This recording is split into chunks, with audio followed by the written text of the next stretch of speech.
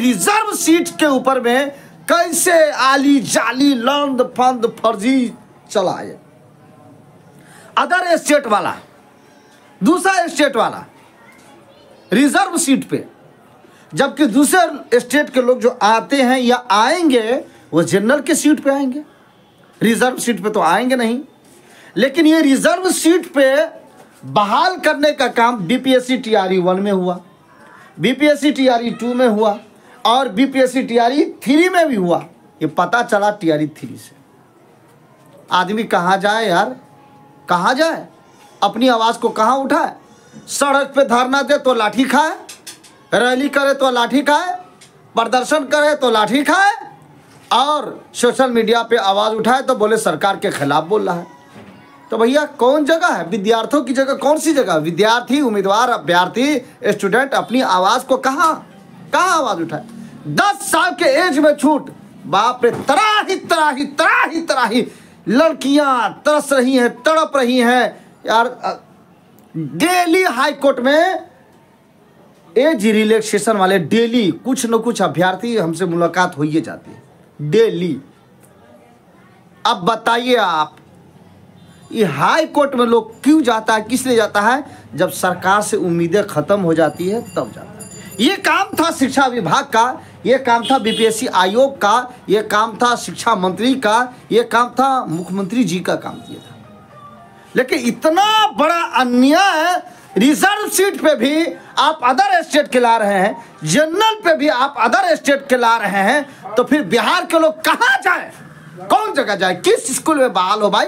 ये कैसी, तो वही ना अच्छा था कि जो सीटेट बीटेट पे जो बहाली होती थी नियोजन इकाई के माध्यम से, उसमें इतनी जाली और फर्जी काम तो नहीं होता था, ऐसा तो नहीं होता था।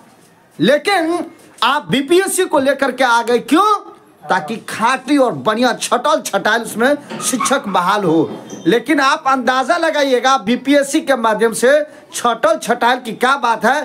सारे चोर डकैत अर्जी फर्जी लंद फंद देवानंद सबको आकर के आप बहाल कर दिए और कहते हैं क्या कि हम योग्य शिक्षक को बहाल कर रहे हैं। भाषा का पेपर बीपीएससी टीआरई 2 को हटा करके, भाषा, तो जब भाषा का पेपर हट गया तो भाषा का ज्ञान का पता चला, टेस्ट भाषा का हुआ, अर्हता का टेस्ट हुआ। और जब कोई उम्मीदवार, कोई भी हो, जब कोई भी उम्मीदवार इसके ऊपर में सवाल खड़ा करता है तो आप क्या कहते हैं, आप ये सरकार विरोधी है, ये सिस्टम विरोधी है। तैयारी हम करें बहाली बिहार की, ट्रेनिंग कॉलेज में ट्रेनिंग जाके हम करें, 2 लाख 1.5 पौने 2 लाख रुपया हम दें, टैक्स बिहार का हम भरें, बिहार के कॉलेजेस में हम। और जब बहाली की बात आए तो आप कहिए कि आओ आओ आओ आओ, इधर से उधर आली जाली अर्जी फर्जी, आओ आओ, कहाँ सब आ जाओ।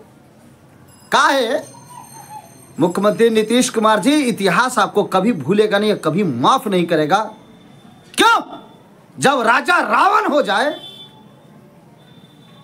डॉक्टर कातिल हो जाए, अदालतों में इंसाफ मिलना बंद हो जाए, तो सड़कों पे मजबूर होकर के किसी को भी आना पड़ता है, ये उनकी मजबूरी हो जाती है। लेकिन आपने बिहार के शिक्षा पे हमला, बिहार के एजुकेशन पे हमला, बिहार की तालीम पे हमला, बिहार के मानवता पे हमला, बिहार की इंसानियत पे हमला और बिहार के इज्जत व वक़ार शान शौकत पे हमला करने का काम इंडिविजुअली पर्सनली नीतीश कुमार जी ने किया है और इनके आयोग के और शिक्षा विभाग के अधिकारियों ने किया। अरे शर्म के मारे डूब मरना चाहिए। आप देखिएगा ना, ये 15 साल 20 साल कहते हैं, आपका 2005 से पहले क्या था, क्या था।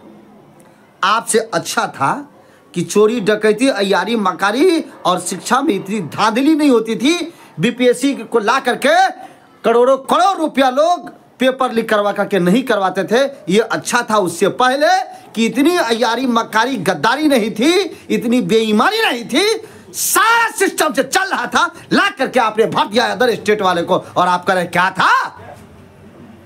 अभ्यर्थी तड़प रहे हैं, तरस रहे हैं, इसका करारा जवाब आपको ऐसा मिलेगा चुनाव तो 4-5 महीना के बाद में होने वाला, आपको पता चल जाएगा, अपने आप आपको पता चल जाएगा अब आप बिहार में रहने के लायक नहीं।